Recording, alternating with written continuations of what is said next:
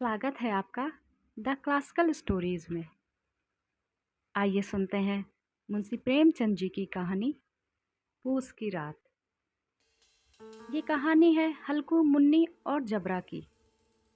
हल्कू एक किसान है जो किसी तरह अपना पेट पालता है खेती करके।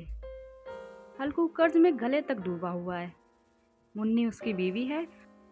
हल्कू ने आकर स्त्री से कहा, सहना आया है, लाओ जो रुपए रखे हैं उसे दे दूं, किसी तरह गला तो छूटे। मुन्नी झाड़ू लगा रही थी, पीछे फिरकर बोली, 3 ही तो रुपए हैं, दे दोगे तो कम्मल कहाँ से आवेगा? माघ पूस की रात कैसे कटेगी हार में? हार यहाँ पर खेत खलियान को कहा गया है। उससे कह दो फसल पर दे देंगे, अभी नहीं। हल्कू एक क्षण अनिश्चित दशा में खड़ा रहा। पूस सिर पर आ गया। कम्मल के बिना हार में रात को वह किसी तरह नहीं जा सकता, मगर सहना मानेगा नहीं।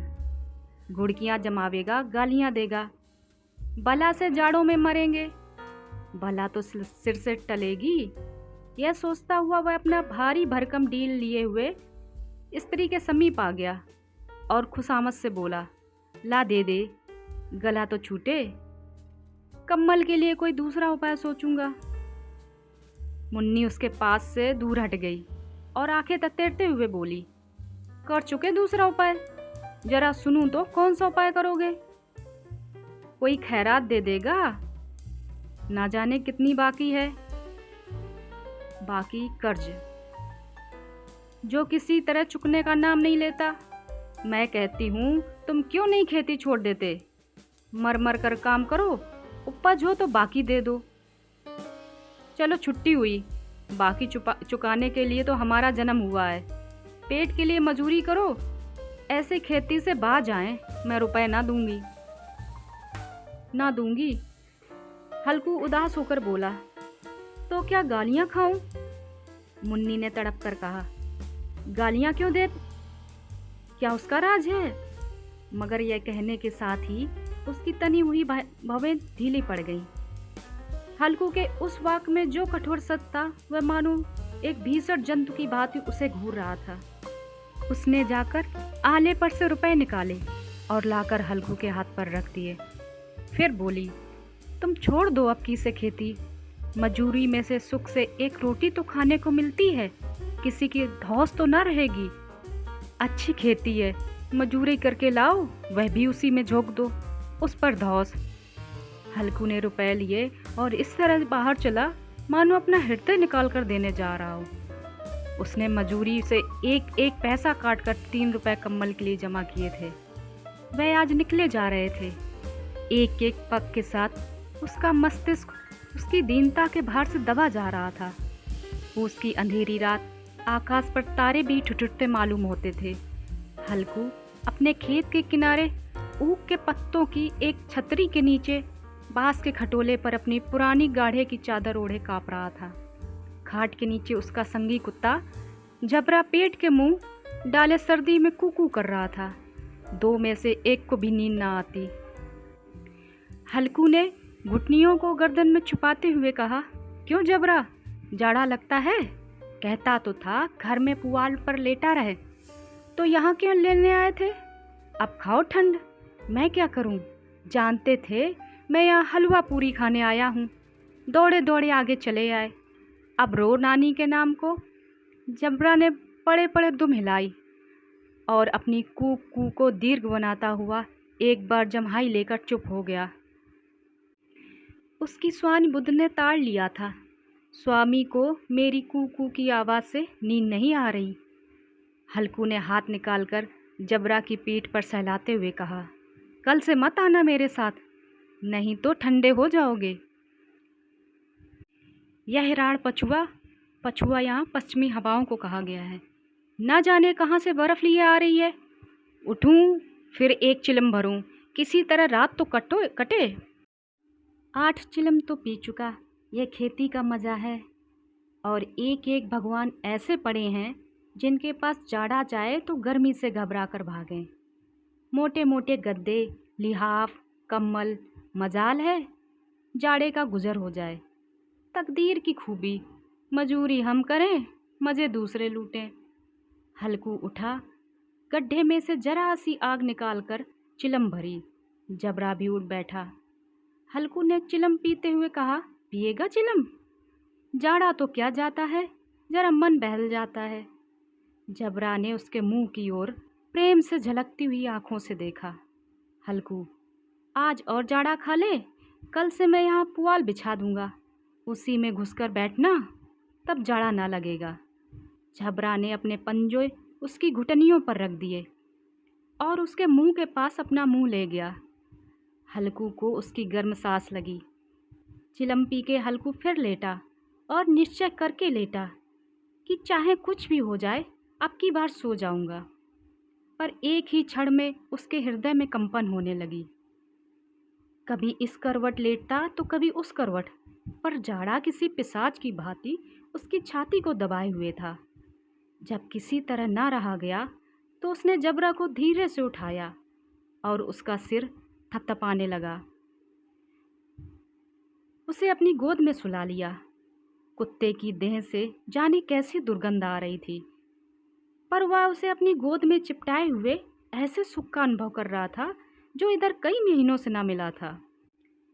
जबरा शायद यह समझ रहा था कि स्वर्ग यही है, और हल्कू की पवित्र आत्मा में तो उस कुत्ते के प्रति घृणा की गंध तक ना थी। अपने किसी अभिन्न मित्र या भाई को भी वह इतनी ही तत्परता से गले लगाता। वह अपनी दीनता से आहत ना था जिसने उसे इस दशा को पहुंचाया। नहीं, इस अनोखी मैत्री ने जैसे उसकी आत्मा के सब द्वार खोल दिए थे और उनका एक एक कड़ू प्रकाश से चमक रहा था। सहसा जबरा ने किसी जानवर की आहट पाई। इस विशेष आत्मीयता ने उसमें एक नई स्फूर्ति पैदा कर दी थी जो हवा के ठंडे झोंकों को तुच्छ समझती थी। वह झपट कर उठा और छपरी में से आकर बाहर भूखने लगा। हल्कू ने उसे कई बार चुमकार कर बुलाया, पर वह उसके पास ना आया। हार में चारों तरफ दौड़ दौड़ कर भौंकता रहा। एक क्षण के लिए आ भी जाता तो तुरंत फिर दौड़ता। कर्तव्य उसके हृदय में अरमान की भांति उछल रहा था। 1 घंटा और गुजर गया। रात ने शीत को हवा से धधकाना शुरू किया। हल्कू उठ बैठा और दोनों घुटनों को छाती से मिलाकर सिर को उसके बीच छिपा लिया। ठंड फिर भी कम ना हुई। ऐसा जान पड़ता था सारा रक्त जम गया। धमनियों में रक्त की जगह हिम बह रहा है। उसने झुककर आकाश की ओर देखा। अभी कितनी रात बाकी है? सप्तऋषि अभी आकाश में आधे भी नहीं चढ़े। ऊपर आ जाएंगे तब कहीं जाकर सवेरा होगा। अभी पहर से ऊपर की रात है। हल्कू के खेत से कोई एक गोली के टप्पे पर आमों का बाग था। पतझड़ शुरू हो गई थी। बाग में पत्तियों को ढेर लगा हुआ था। हल्कू ने सोचा, चलकर पत्तियां बटोरूं और उन्हें जलाकर खूब तापूं। रात को कोई मुझे पत्तियां बटोरते देखेगा तो समझेगा भूत है। कौन जाने कोई जानवर ही छिपा बैठा हो। मगर अब तो बैठे नहीं रहा जाता। उसने पास के अरहर के खेत में जाकर कई पौधे उखाड़ लिए और उनका एक झाड़ू बनाकर हाथ में सुलगता हुआ उपला लिए बगीचे की तरफ चला। जबरा ने उसे आते देखा तो पास आ गया और दुम हिलाने लगा। हल्कू ने कहा, अब तो नहीं रहा जाता जबरू, चलो बगीचे में पत्तियां बटोर कर तापें, ठाठे हो जाएंगे। ठाठे यहाँ गर्म होने को कहा है, तो फिर आकर सोएंगे। अभी तो बहुत रात है। जबरा ने कू कू करके सहमत प्रकट की और आगे बगीचे की ओर चला। बगीचे में खूब अंधेरा छाया हुआ था और अंधकार में निर्दय पवन पत्तियों को कुचलता हुआ चला आ जाता था। वृक्षों से ओस की बूंदें टप टप नीचे टपक रही थीं। यकायक एक झोंका मेहंदी के फूलों की खुशबू लिए आया। हल्कू ने कहा, कैसी अच्छी महक है जबरू, तुम्हारी नाक में भी तो सुगंध आती है। जबरा को कहीं जमीन पर एक हड्डी पड़ी मिल गई थी। वह उसे चिचोड़ रहा था। हल्कू ने आग जमीन पर रख दी और पत्तियां बटोरने लगा। जरा देर में पत्तियों का ढेर लग गया। हाथ ठिठुरते जाते थे, नंगे पांव गले जाते थे और वह पत्तियों का पहाड़ खड़ा कर रहा था। इसी अलाव में वह ठंड को जलाकर भस्म कर देगा। थोड़ी देर में अलाव जल उठा। उसकी लौ ऊपर पेड़ पर वृक्ष की पत्तियों को छू छू कर भागने लगी। उस अस्थिर प्रकाश के बगीचे के विशाल वृक्ष को ऐसे मालूम होते थे मानो उस अथाह अंधकार को अपने सिरों पर संभाले हुए हों। अंधकार के उस अनंत सागर में यह प्रकाश एक नौका के समान हिलता मचलता हुआ जान पड़ता था। हल्कू अलाव के सामने बैठा आग ताप रहा था। एक क्षण में उसने दोहर उतारकर बगल में दबा ली। दोनों पांव फैला दिए मानो ठंड को ललकार रहा हो। तेरे जी में जो आए सो कर। ठंड की असीम शक्ति पर विजय पाकर वह विजय गर्व को हृदय में छिपा न सका। उसने जबरा से कहा, क्यों जब्बर, अब ठंड नहीं लग रही? जब्बर ने कूं कूं करके कहा, अब क्या ठंड लग रही होगी? पहले से यह उपाय ना सूझा, नहीं इतना ठंड क्यों खाते? जब्बर ने पूछ हिलाई। अच्छा आओ, इस अलाव को कूद कर पार करें और देखें कौन निकल जाता है। अगर जल गए बच्चू तो दवा ना कराऊंगा।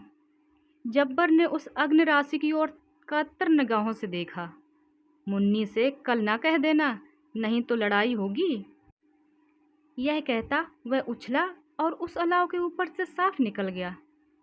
पैरों में जरा लपट लगी पर कोई बात नहीं।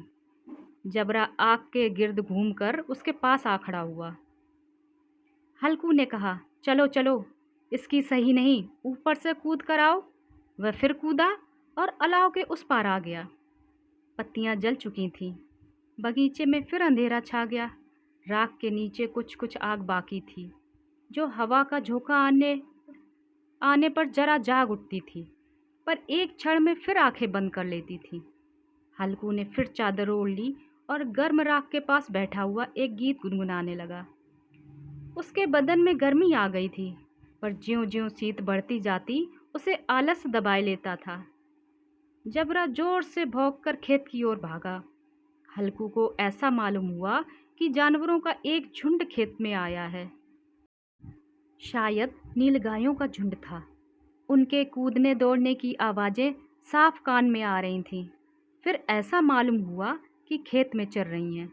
उनके चबाने की आवाज़ चर चर सुनाई देने लगी। उसने दिल से कहा, नहीं, जबरा के होते हुए कोई जानवर खेत में नहीं आ सकता। नोच ही डाले, मुझे भ्रम हो रहा है। कहाँ, अब तो कुछ नहीं सुनाई दे रहा है। मुझे भी कैसा धोखा हुआ। उसने जोर से आवाज़ लगाई, जबरा, जबरा। जबरा भौंकता रहा, उसके पास ना आया। फिर खेत के चरने की आहट मिली। अब वह अपने को धोखा न दे सका। उसने अपनी जगह से हिलना जहर लग रहा था। कैसा दंदाया हुआ था इस जाड़े पाले में खेत में जाना। जानवरों के पीछे दौड़ना असह्य जान पड़ा। वह अपनी जगह से ना हिला। उसने जोर से आवाज़ लगाई, लिहू लिहू लिहू। जबरा फिर भौंक उठा। जानवर खेत चर रहे थे। फसल तैयार थी। कैसी अच्छी फसल थी, पर ये दुष्ट जानवर उसका सर्वनाश किए डालते हैं। हल्कू पक्का इरादा करके उठा और 2-3 कदम चला, पर एकाएक हवा का ऐसा ठंडा झोंका चुभने लगा जैसे बिच्छू के डंक ने डसा हो। वह फिर बुझते हुए अलाव के पास आ बैठा और राख को कुरेद कर अपनी ठंडी देह को गरमाने लगा। जबरा अपना गला फाड़ फाड़ डाल रहा था। नील गायें खेत का सफाया किए डालती थीं और हल्कू गर्म राख के पास शांत बैठा हुआ था। अकड़मता ने रस्सियों की भांति उसे चारों तरफ से जकड़ रखा था। उसी राख के पास गर्म जमीन पर वह चादर ओढ़कर सो गया। सवेरे जब नींद खुली तब चारों तरफ धूप फैल गई थी और मुन्नी कह रही थी, क्या आज सोते ही रहोगे? तुम यहाँ आकर रम गए और उधर सारा खेत चौपट हो गया।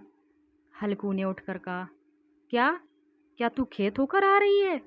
मुन्नी बोली, हाँ, सारे खेत का सत्यानाश हो गया। भला ऐसे भी कोई सोता है? तुम्हारे यहाँ मड़ैया डालने का क्या हुआ? हल्कू ने बहाना किया, मैं मरते मरते बचा, तुझे अपने खेत की पड़ी है। मेरे पेट में ऐसा दर्द हुआ कि मैं ही जानता हूँ। दोनों फिर खेत के डाट पर आए।